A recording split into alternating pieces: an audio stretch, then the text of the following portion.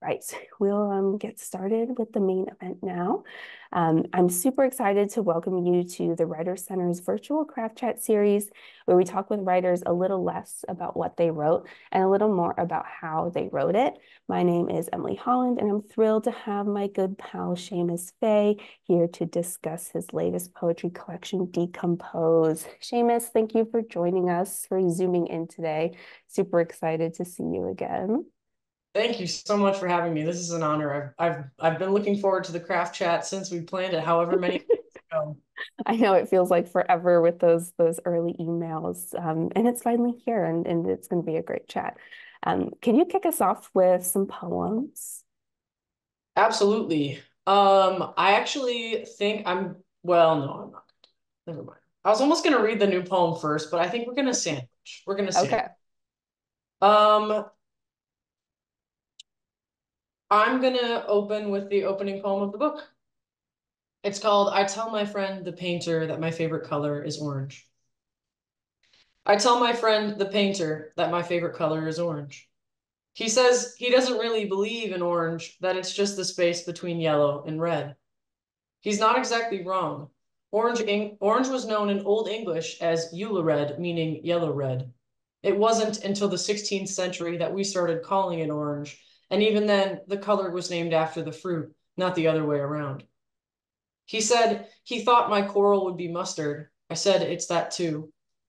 Carmen says my color is coral with blood, fitting, light with a price. I'd say my favorite color is exactly that, the whole path from yellow to red. And haven't we always had to make space? At home in the journey, something wild between primaries. Thank you. And then I'm going to read the new one, and then I'm going to decide between these two poems. But I'm leaning towards one because it is Pride Month. I don't know if I'm otherwise doing any Pride events, so the least I can do is read some of that gay shit. Although everything I write is gay. Anyway, this is a brand new poem. I've been writing a lot on tour, which is really, really cool. I was hoping that would happen, but when it actually started happening, I was like, sweet. So anyway, this one is called I'm Not Allowed to Text You. I'm not allowed to text you because we're taking space. And if I could text you, I would send, babe, did you know we could totally afford a house in Madison? Or tell you I dreamt again about the hairs that curl below your ears in our future shared bookshelf, which will be much more crowded after my present travels are over, but more colorful too. Which is not to say I think we should move to Wisconsin, though I'd think about it if you wanted to. I just find the possibility of our dual income expansive and empowering. And these texts are likely better unsent because maybe they're too intense anyway, too me-coded future thinking. And I really like this space. I do. We needed to stretch our legs again without straddling each other. But it's all very interesting what is happening now. I just did a ginger shot with my aunt, her first. She hated it. And finally got the courage to ask her about the time when I was 15 and I called to confess how bad it was at home and how I didn't think I could do it anymore. The first plea for help that successfully escaped the confines of my mouth. And she said she had no idea that she was going to do something about it now. She just needed to call my other aunts, and I really got my hopes up, before she called back and said there was nothing they could do. Thank you. And then I'm going to read this poem called Lightless from my book, and it is not on the album. Although we are talking about doing a deluxe version, I think I would pick this one if we did. But this one's called Lightless. It's for my friend Tor. When Tor still thought he was straight, his best friend confessed his love to him. It freaked him out so bad, he fled the state. Years later, he realized he loved him right back, went to Florida to tell him, and found out he was in the ground. Tor has told me this story twice, both times with his head pointed to his hands. I believe feelings are meant to be shared. If something inside me knocks, I spit it out, even if it seems impossible. My proof is this.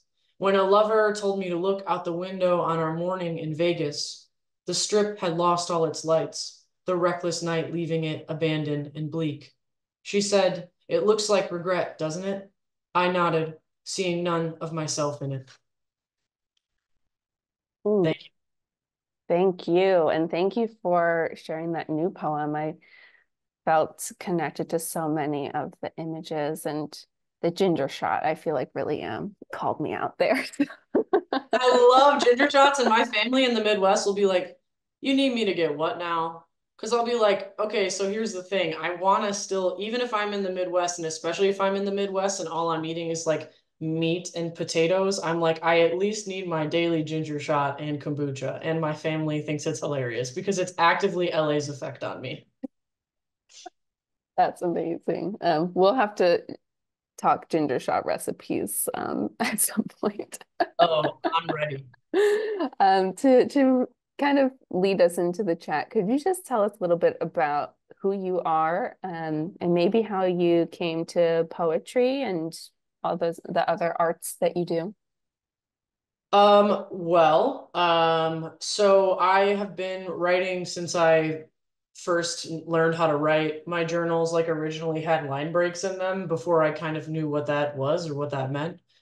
Um, and I started taking it seriously when I was a teenager, but I didn't show anyone anything until except for one time in one English class when I was 16, I shared one with my teacher at the time, and she had said it was like a really good poem, and I was like, interesting, interesting. And then I didn't share anything again until I was like 21 or 22. And I've been writing decompose since I was 18. Um, or I guess in the past tense now, I had been Mm. from like 18 to 26-ish. And then I snuck a lot of poems in there later on. It very much frustrated my publisher. But I got a theater degree in college. And I guess some things that probably inform my writing a lot is the fact that I have worked in theater and in film, and I'm a musician. And so I write fiction and nonfiction too. So all of that I feel like is represented by my work. Mhm. Also, trans and estranged from my biological family. So that impacts my work as well. Otherwise, I'm just a big nerd. I love Dungeons and Dragons and board games and coffee.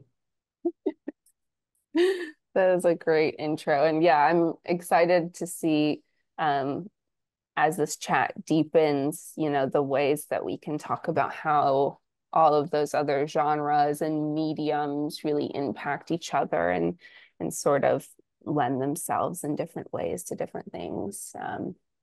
Great. All right. So maybe now I'll hit you with what's sometimes thought of as our most difficult question. So we just get it out of the way.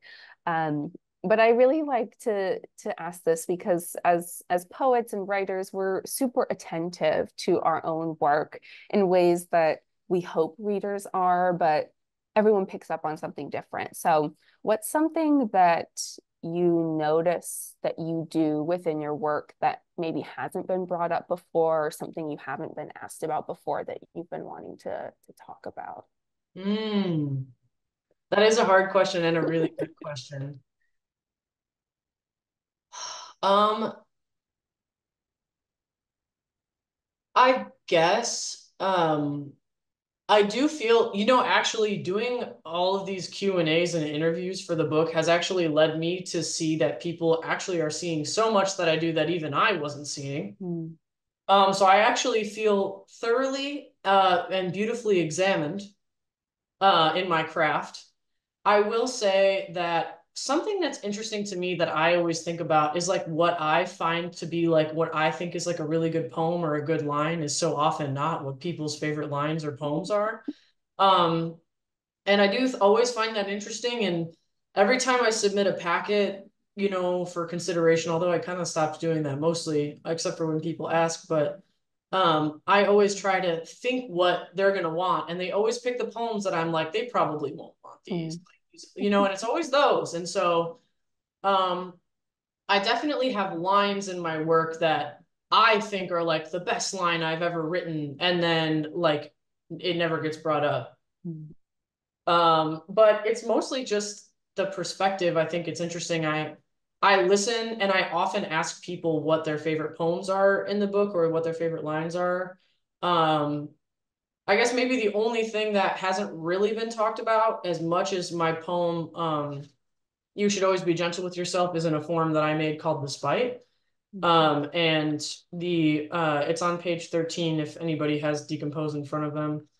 And the mono stitches are meant to be read on their own after you read through the mono stitches and the couplets. And so I feel like I don't often talk about the spite. I feel like I more often get asked about my form both sides of the coin, which are the two prose stanzas. Mm. But that would probably be the only thing. Otherwise, I'm telling you, the readers they're out here and they're reading.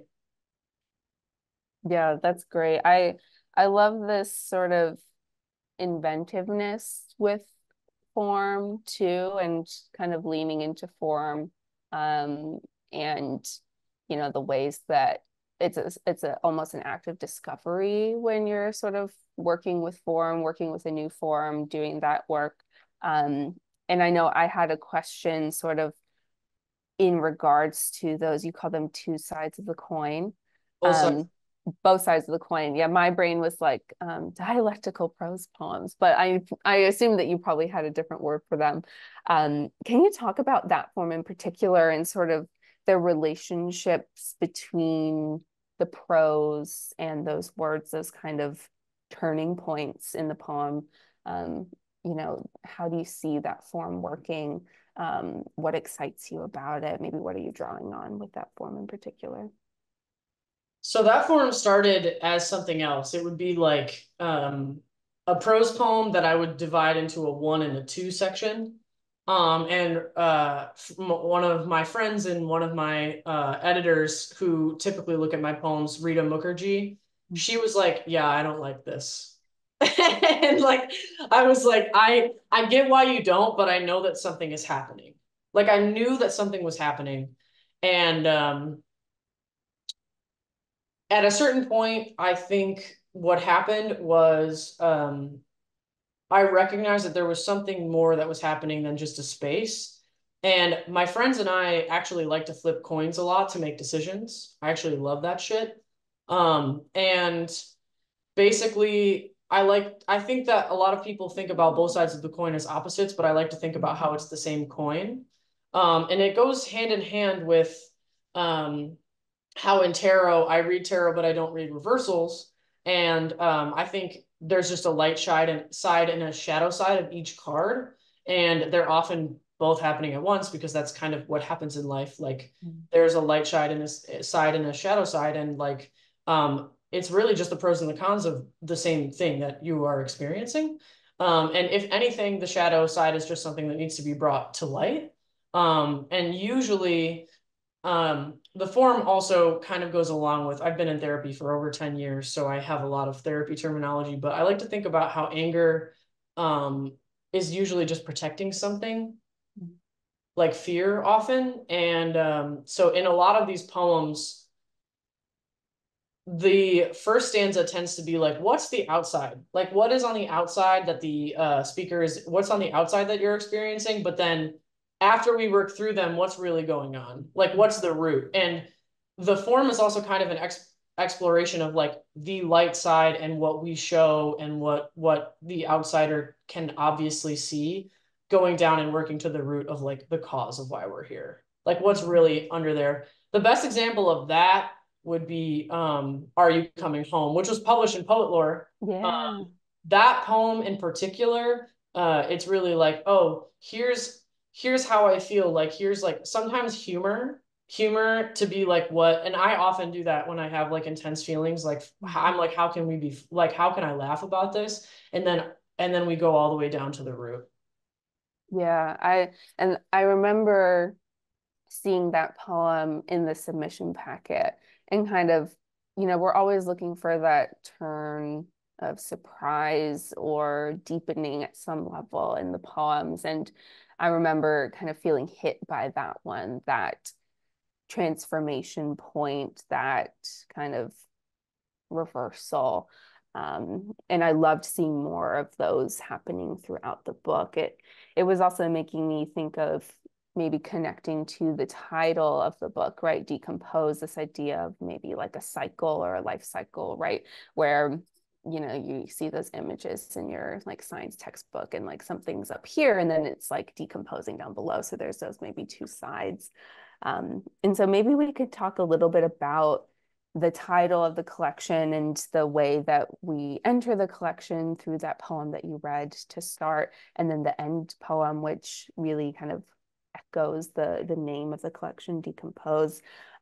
Because I think there's something really interesting about that word in particular in terms of beginnings, endings, transformations, right? There's personal transformations, time impacts a lot of these poems as well, relationships, so many different things sort of coming up in thematically that are connected.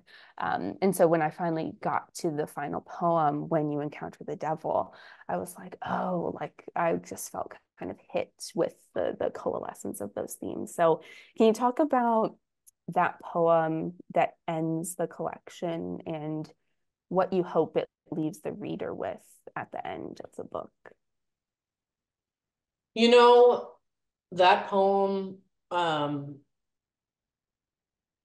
that poem ending on a semicolon was very intentional also because like in a semicolon, you can choose whether the sentence ends or not.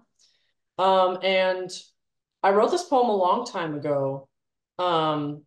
It was inspired by Amy Nizuka Matadel's When You Encounter the Daughter card. And at the time I was working on a play, an adaptation of Faust, actually. So we were talking about the devil a lot.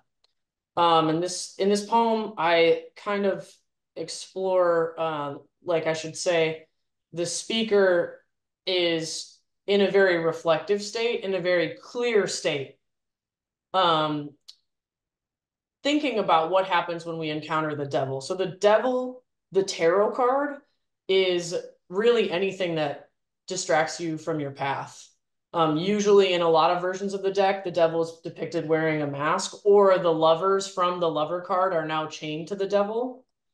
And so thinking about that, if anyone in here is a Capricorn, y'all get a bad rep.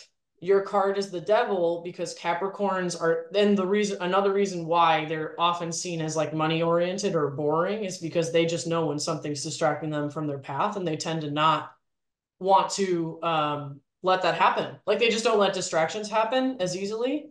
And so this poem, in this book, we go through so many cycles over and over and over and over again. And this poem is meant to be both, you know, the burn and the balm in that way, where it's like, you're going to keep going through them. The goal is not to stop going through cycles. You're going to go through pain and cycles, and you're going to learn a lot. And then what's going to happen is the next time you face the devil, anything that pulls you away from yourself, anything that pulls you away from your path or distracts you from what you feel like you're meant for in your life, you get to choose. It's up to you. And ultimately, we learn by going through that many times where you're like, I know how this feels in my body. This is taking me away from myself. And that's really what I want people to be left with after they read Decompose is like, yeah, if the goal is to stop going through challenges or distractions, that's never going to happen. But if the goal is to know when they're happening, you can get there. Yeah. Yeah, I love that. That sort of presence, right? That sort of embodiment of being in a space or a time that might be uncomfortable, right? Or might be that distraction, but then to kind of recognize and adapt. And yeah, that power of poetry, right? That's why we go to the words on the page. That's why it calls to us. Mm-hmm.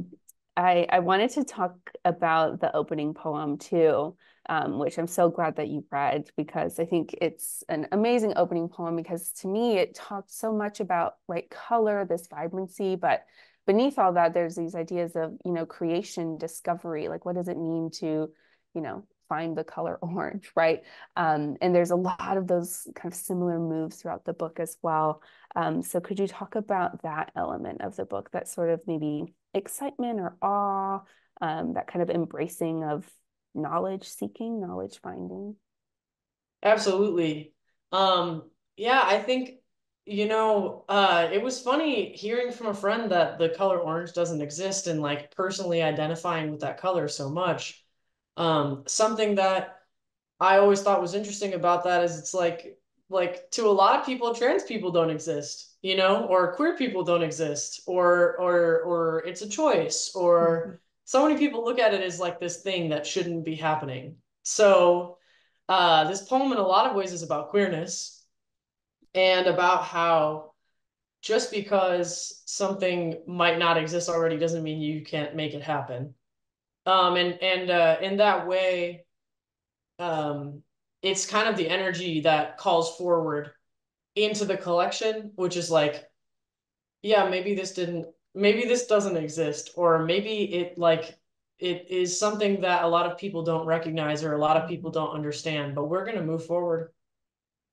And also that idea that you don't have to choose these like binary, you don't have to identify with these binary colors or binary ideas. Like you can be something in between, you can be anything really. Mhm. And this poem was not originally the first poem in the collection, but my editor, Shira Ehrlichman, like very much advocated for this being the first poem. And eventually I totally saw what she was talking about. Yeah, yeah, I love it as an opening, and I love what you're saying too, right?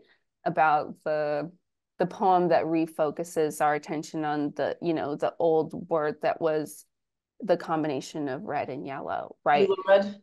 Yeah, and then those binaries, right? Those separate pieces, and then orange being that new thing, that middle space, that maybe undefinable space, personal space too. It's so fitting too because the color orange is associated with like creativity and expansion and like warmth.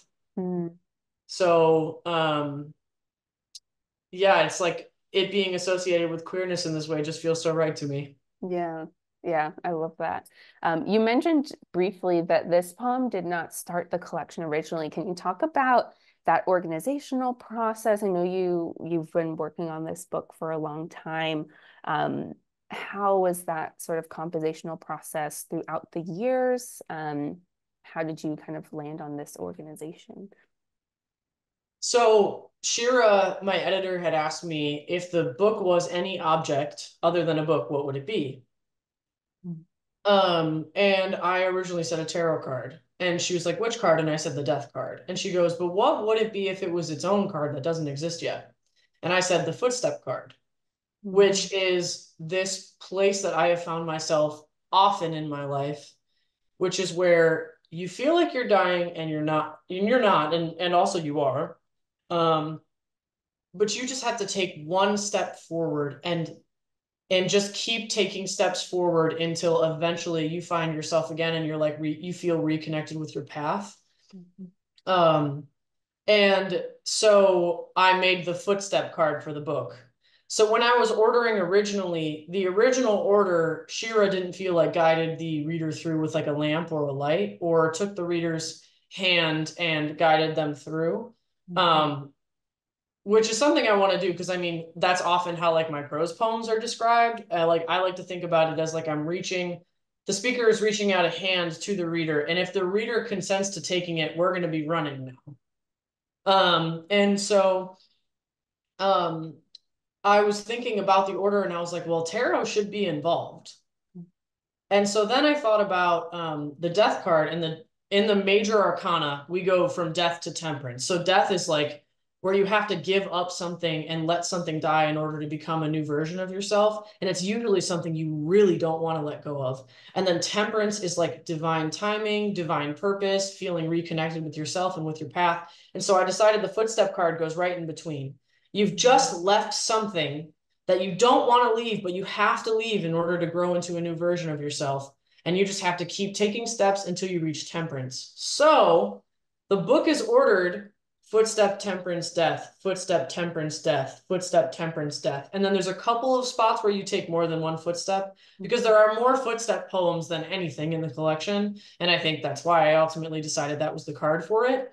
Um, and so the first three, I went through and Shira was like, pick the best footstep card. Pick what you think is the most accurate and strongest depiction of a footstep card, then of a death card, and then of a temperance card. And so I picked these three poems. I tell my friend the painter, I haven't really made up a name for it yet in Golden because I felt like like they were the final evolution of the Pokemon of those cards.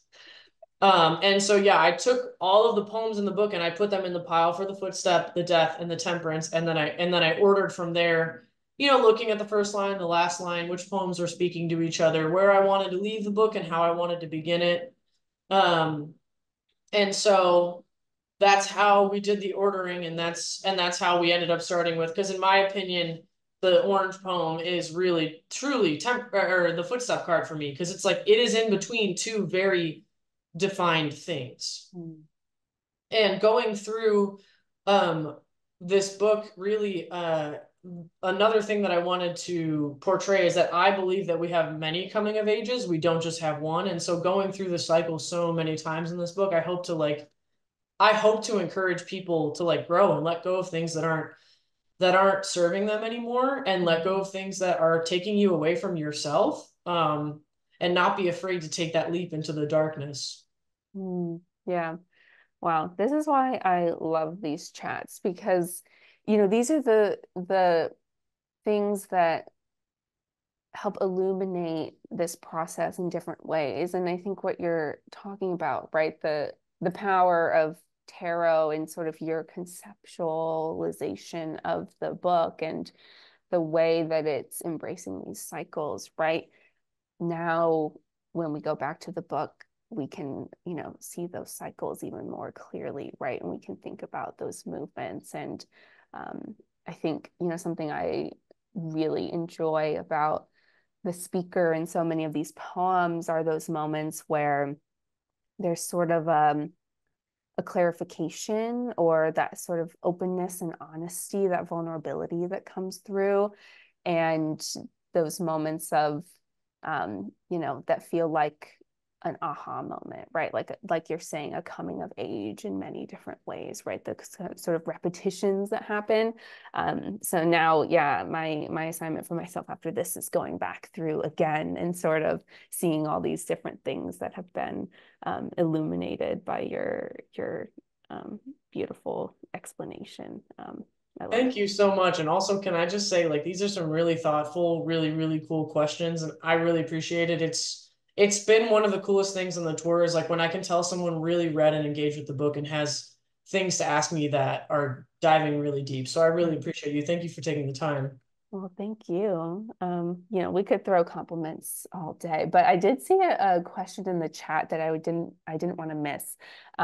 Which is sort of about cross-genre things.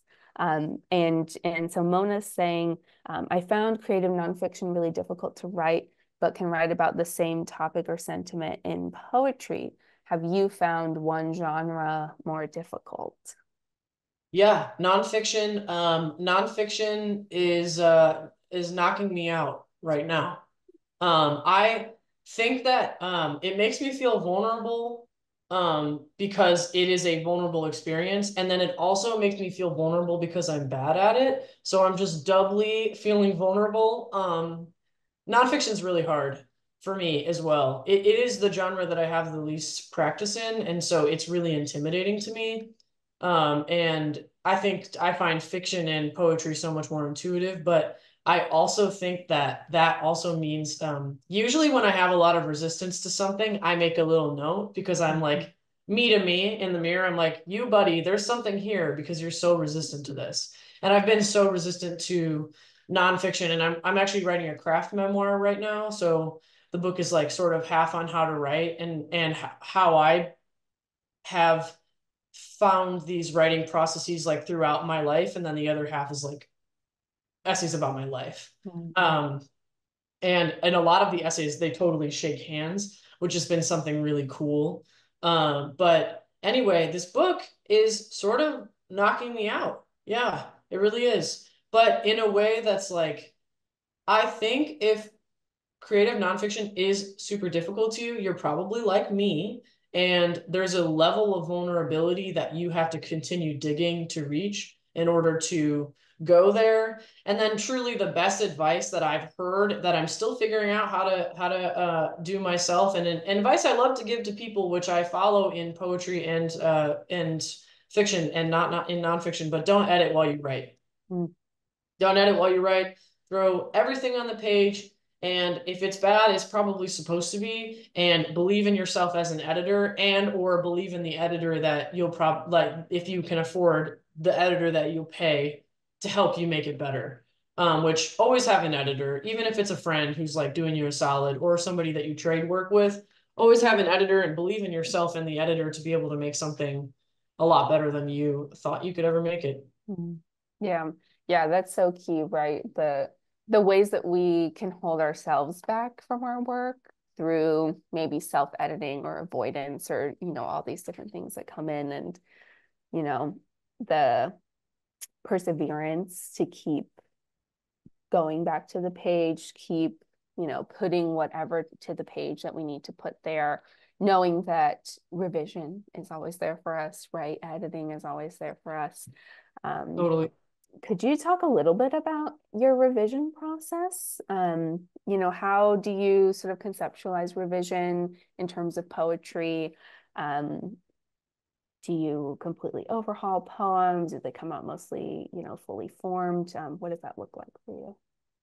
A lot of them come out mostly fully formed if I'm not actively trying to write poems. Mm. If I'm just waiting for the poems to sort of appear for me, I really have two different processes. But I'll answer that partially by saying there's a poet who goes or by the last name of Herbert, who's a Polish poet who says there's an ox poet and a cat poet. The ox poet is the poet that gets up every day at 8 a.m. and writes from 8 a.m. to 5 p.m. No matter what, it just gets on the page. The cat poet, oh, I'm actually not. Did I just mess up my camera? Is it fine? You're good. You're back. Um, and the cat poet is the poet that waits and sort of sunbathes and then rolls around and then pounces on inspiration. I wish I was the ox poet, but I am not the ox poet. I am the cat poet and the cat fiction writer, and I'm the ox nonfiction writer. Mm. Um, but if it's an ox poem where it's like I just sat down and I was like, "You're writing this, you're just going to try it," which is usually the case if I'm attempting a new form, which I do as often as I can muster. Um, but that will be a more meticulous editing process. And then the cat poems, my process is either in a notebook or on a computer or on my notes app on my phone. I will just write everything as a prose poem. Mm.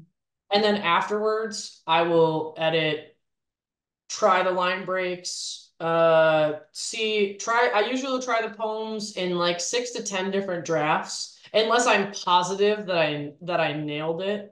I sometimes feel like I can tell when something is a couplet poem. I sometimes feel like I can tell when something is like I can feel when a poem is meant to be, the lines are meant to be broken, although line breaks are my thing. They're like my favorite thing. Um, so yeah, and I think it also has to do with rhythm, how I want the rhythm of the poem to be portrayed and for the reader to feel the rhythm of the poem. Mm. And so if I want it to be very quick, usually it'll be a prose poem or a justified prose poem or a portrait. Yeah, that I love that metaphor, right? Ox or cat, and the way that maybe some types of writing require different things from us too. Totally. That's really interesting to think about. And it's There also is an article freeing. about it. I'll put it in the chat. Oh, perfect. Yeah, I do think too it's freeing to have those possibilities, right? It's not, you have to do this in order to write the good work, right? There's sort of this openness, this flexibility, this fluidity to the writing process and how we can make the most of our time as well.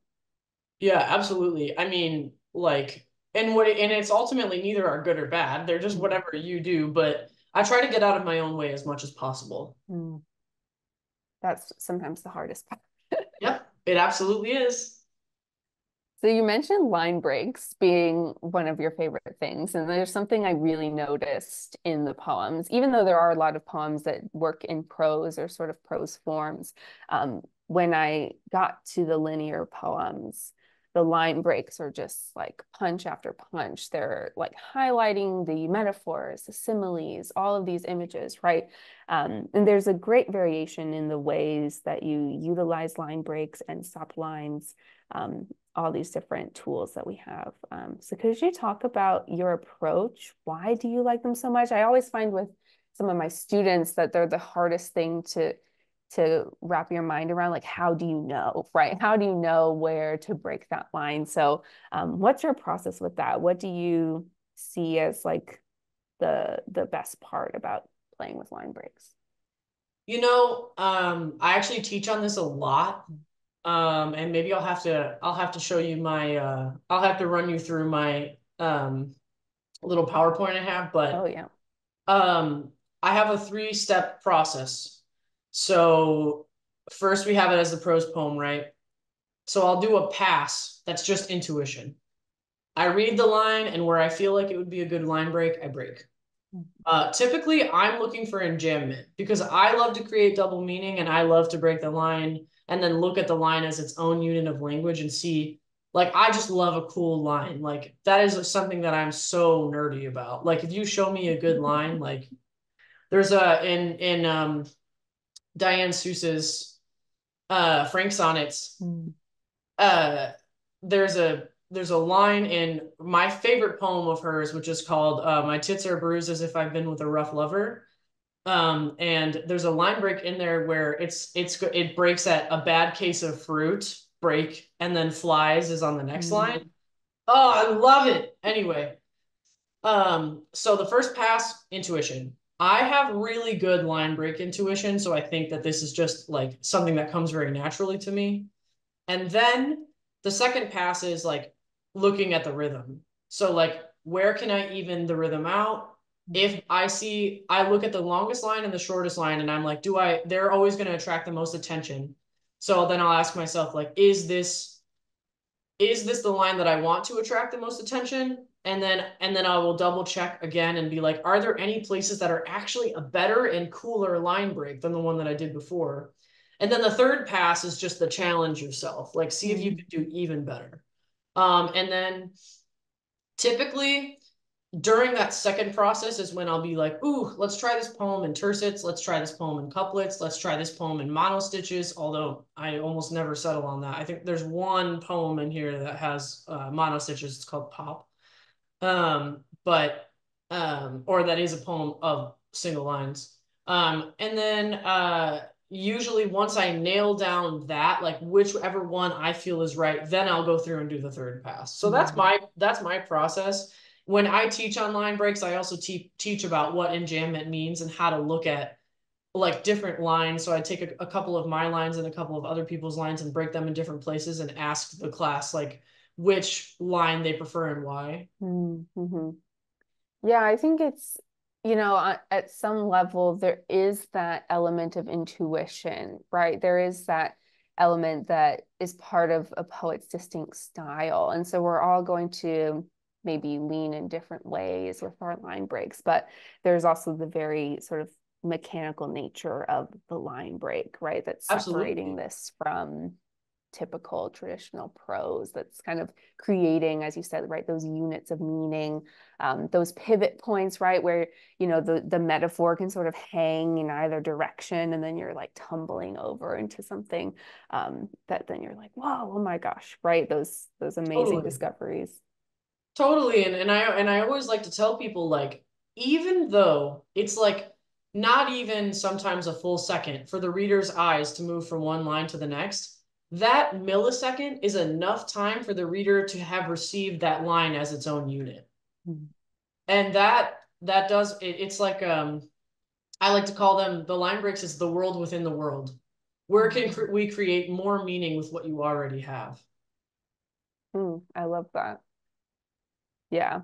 I love line breaks. Yeah, that's really a great way to put it, right? The poem sort of overarching meaning, those individual meanings that kind of accumulate throughout the poem, those transformations too.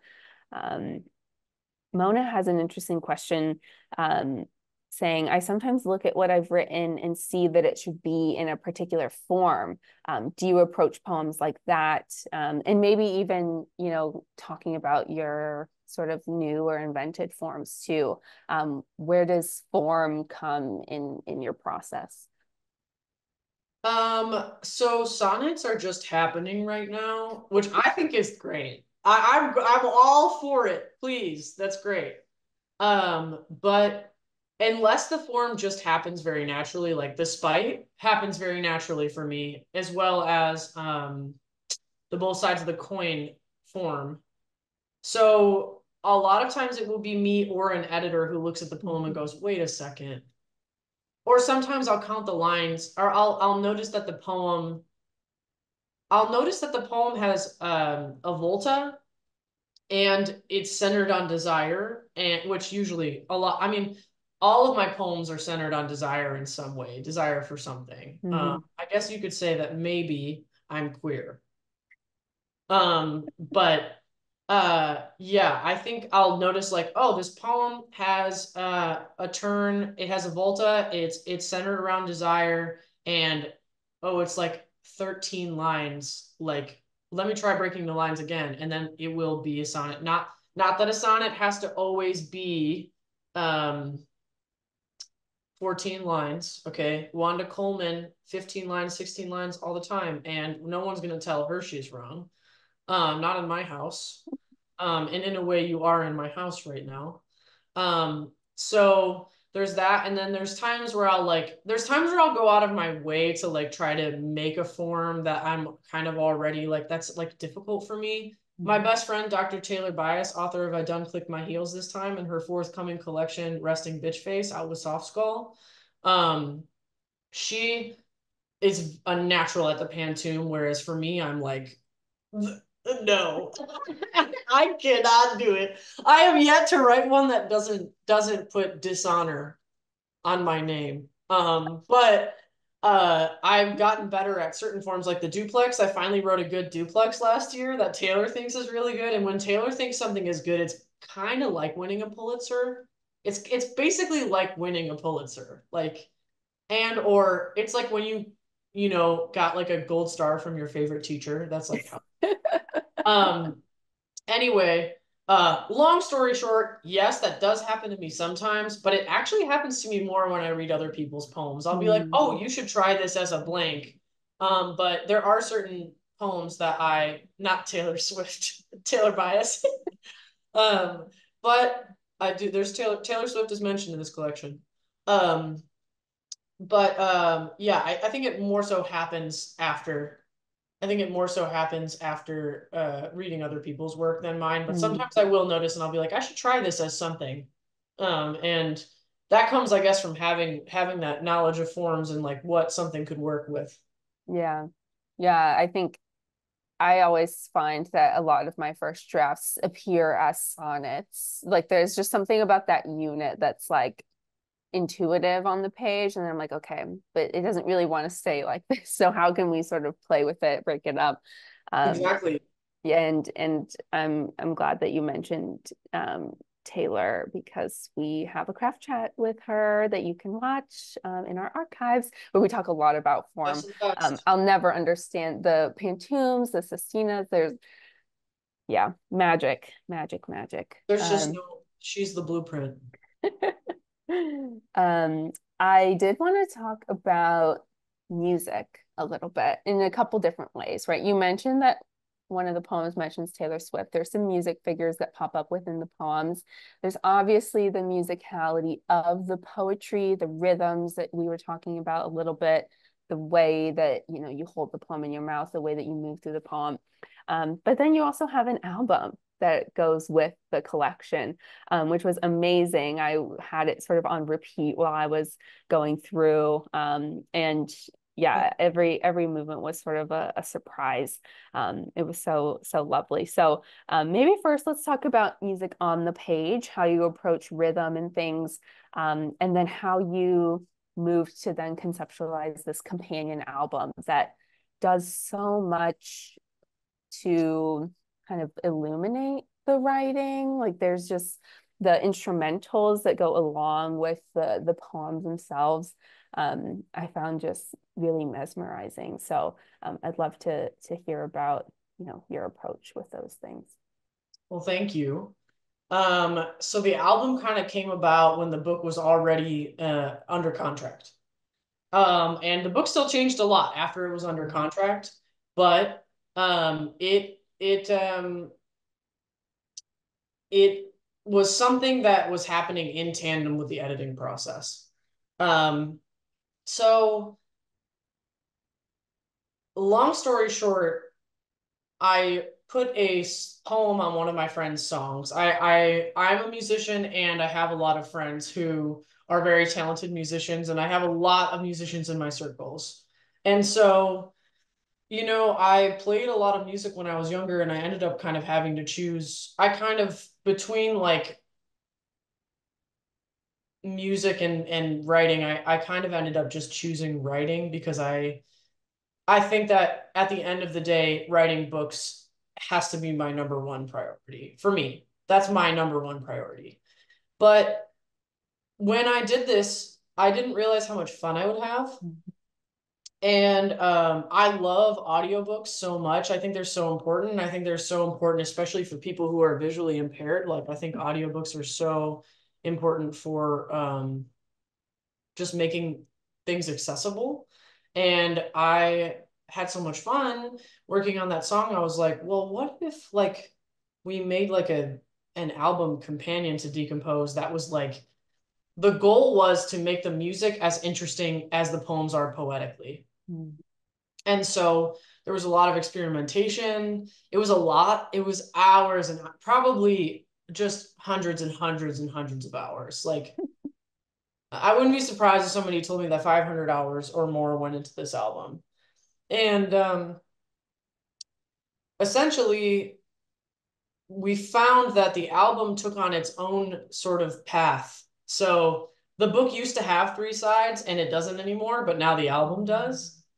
And the album, side one is more like a full band sound. Side two is more like synths and classical music. That's where the harp comes in. And then side three is more experimental, more like pop influence. And we're just getting a little wild with it on side three. And so the intros on the album, there's intro one, intro two, and intro three. They have the original epigraphs of the book. So the book used to have like and two epigraphs at the beginning and then two epigraphs for each side. And Shira was like, it's too many.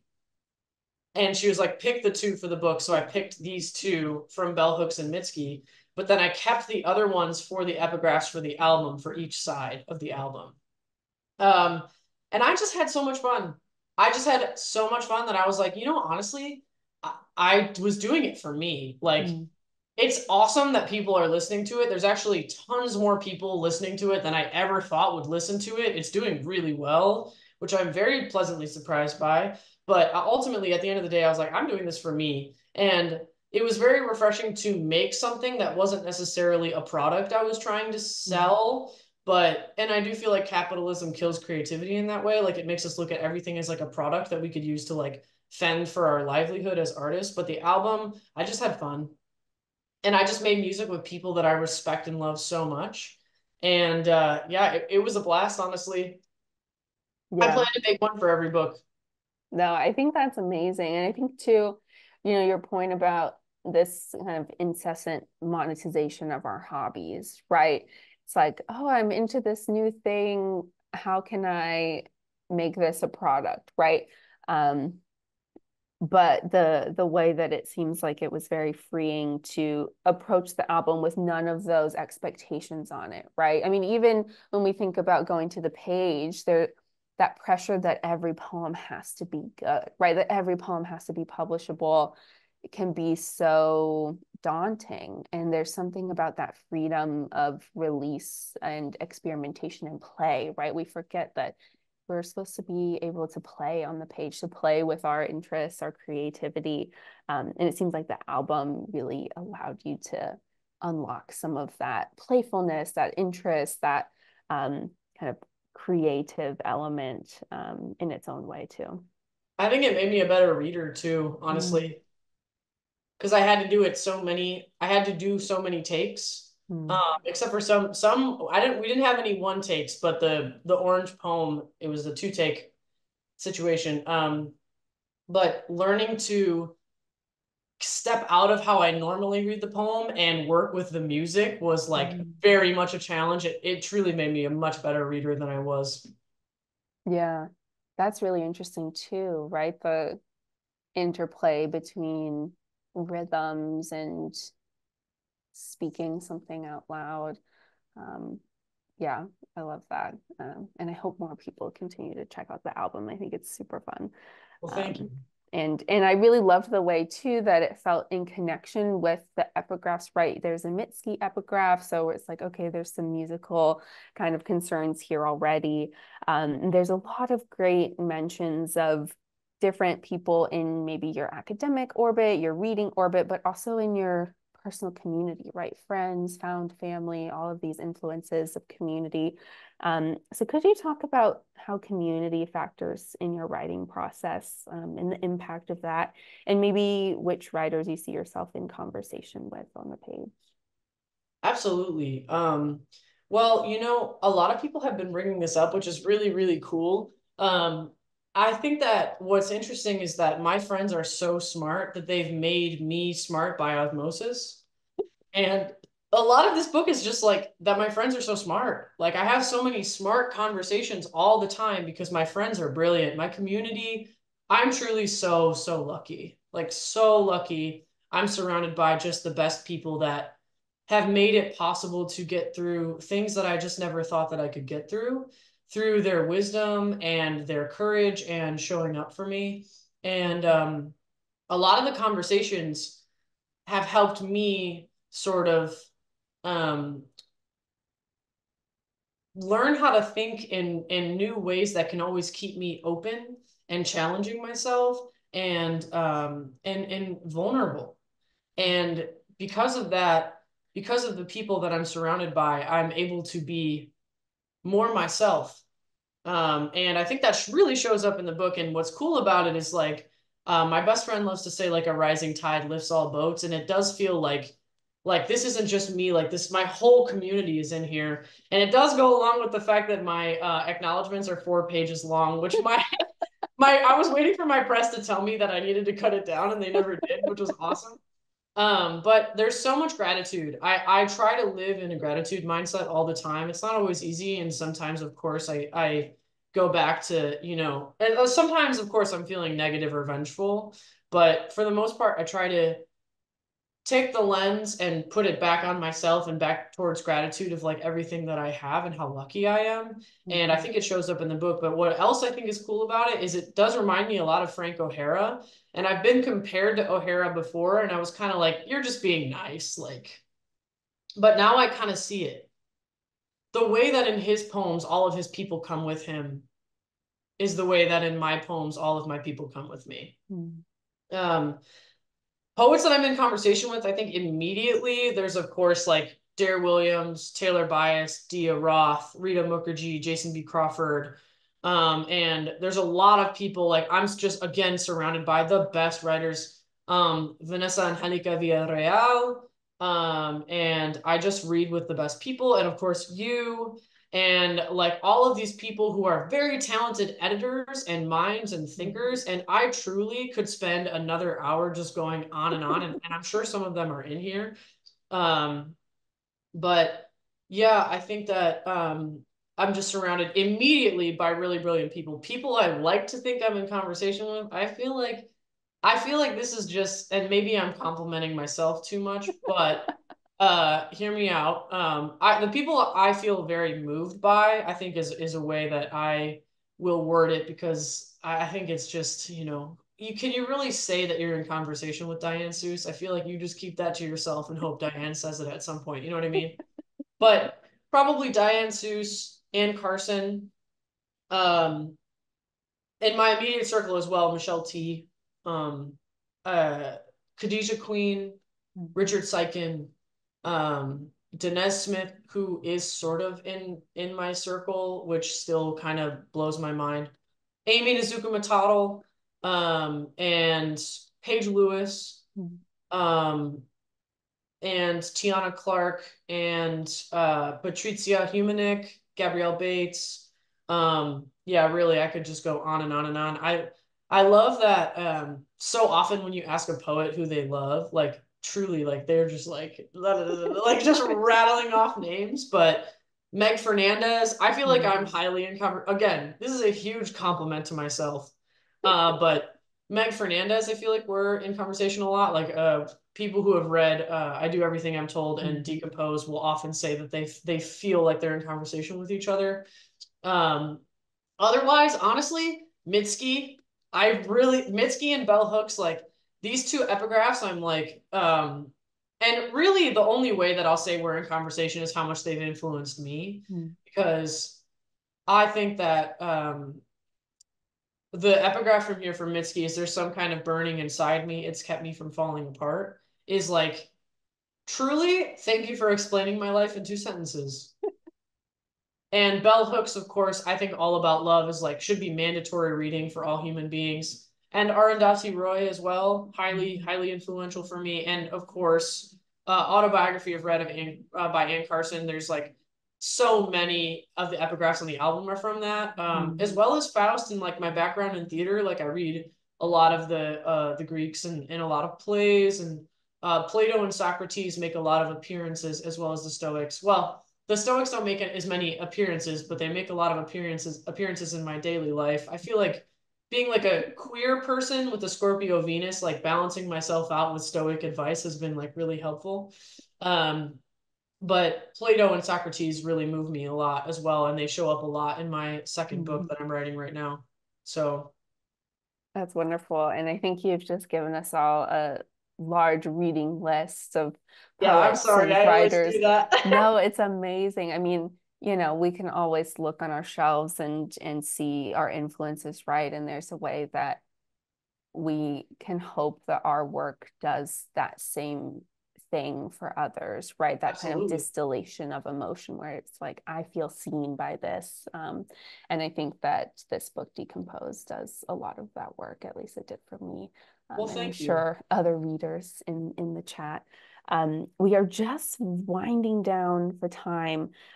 So to kind of leave us on a craft note, what craft advice would you give to a writer, maybe just starting out or just kind of looking for some direction with poetry? Um, Great question. Before I say that, I want to say I forgot Shira Ehrlichman, and how the hell could I ever do that? So I'll think about that in the mirror later. I will really think about that with myself. But anyway, um, my best craft advice is just to be open and just be a sponge. Like if you, I think that there's a lot of ego when you first starting out, and I think that it can ruin your growth as a writer. And I hear so many young writers say like, oh, well, they don't like editing, or they think that the poem is done once they have written it because it made them feel good. But feeling good and the poem being craftfully executed and the final draft are two very different things. So I like to think about approaching everything and being open, including trying new forms. One way to do that is when I was in my I think when I first started college, every poetry book I read, I wrote an imitation poem off of that book. And Taylor Bias still does this. She will write a draft inspired by whatever book she just finished. Highly recommend it. It's a good way to try on other people's voices and tools and see which one of those shake hands with yours.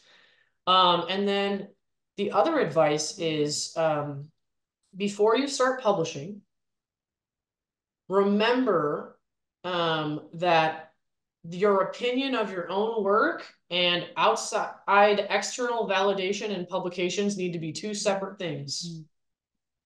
I have an essay in the craft book about how I believe publication is dangerous, and I really do. Not to be dramatic, I think it's very dangerous. I worry about sort of the writing babies of the world who are like in their teenage years and are already submitting and publishing poems a lot, because I think sometimes it doesn't give you the ability to curate your own voice without having all of that those outside eyes. And I'm sure, you know what, the kids are going to be all right. They are way more capable than me and way more capable than anyone ever gives them credit for. The kids are doing amazing things. You're all doing great, sweeties, but be careful with publication. And at the end of the day, if a million people say that it's a good poem, if you still don't feel like it is, or you're still not proud of it, it won't make a difference. Wow. I think you've given us so many great things to think about and to sort of carry with us outside of this chat. Seamus, thank you so much for the time, for your wisdom, for your poems. Please, please, please buy Decompose, request it for your libraries, talk about it, listen to the album. Thank you all for coming this evening. And Seamus, I know we'll be chatting again soon. So If I am so lucky, my friend. all right. Well, thank you. And good luck with the rest of book tour too. So excited for that to keep going and for the energy around the book to keep swirling around you. So Well, thank thank you. you. And also, before we go, will you promise me that for me, you'll put on that Chapel Roan record as soon as we're done? I will say, okay, it's full of glitter. It came full of glitter. So I I actually know. haven't played Carmen it. Carmen Machado said the same thing to me. She was like, "Don't open it." Yeah, it's a mistake, but it's beautiful. All right. Thank you, everyone. Thank you, my friend. Thank you, Seamus. So good to see you. Everyone, enjoy the rest of your evening. Thank you for spending this hour with us talking about poetry.